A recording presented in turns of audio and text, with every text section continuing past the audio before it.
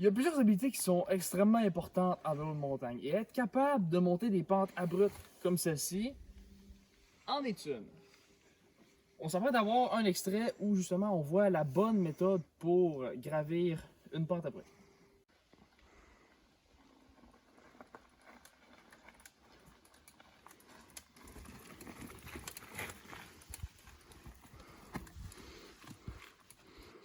Donc l'extrait qu'on vient de voir montre une bonne façon de monter une pente abrupte. Parce que comme on a pu l'observer, il était bien penché sur son volant, avancé sur son bec de selle, et on pouvait voir par le rythme soutenu de son pédalage, dans les 90-95 RPM, qu'il était sur les braquets plus gros, soit sur le premier, deuxième, troisième ou quatrième même.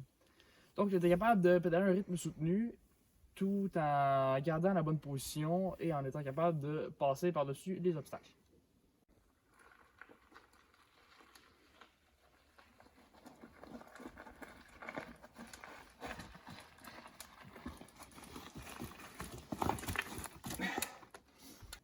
L'extrait qu'on vient de voir, par contre, montre une mauvaise exécution de la montée dans une pente. En effet, si on regarde bien, sa roue avant a levé à plusieurs reprises dans la pente. C'était dû au fait qu'il n'était pas assez penché sur son volant et son poids n'était pas assez avancé sur son vélo. Donc, avec moins de pression, la roue avant levait, combiné au fait qu'il était sur un braquet extrêmement gros, ce qui le faisait beaucoup pédaler en ayant moins de pression vers l'avant, ce qui avait tendance à faire lever sa roue avant comme ceci et à le faire partir vers l'arrière.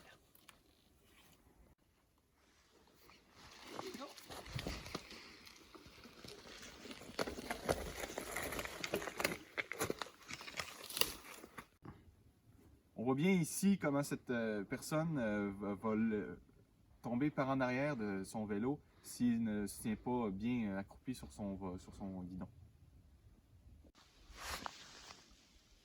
Donc, le but de l'éducatif est de se trouver une pente à gravir et d'essayer d'adopter la bonne position. Donc, cette position consiste à avoir les poignets cassés, donc pas besoin de toucher les pédales de frein dans une montée abrupte. Être vraiment baissé, d'avoir le menton qui touche le guidon presque ou en avant pour bien amener son poids vers la roue d'en avant.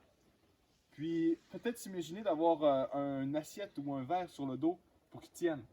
Puis finalement, il faut avoir les fesses avancées sur la selle et de pédaler à un rythme soutenu dans les 2 ou 3 ou 4e braquets, disons peut-être 60 coups ou 90 coups par minute.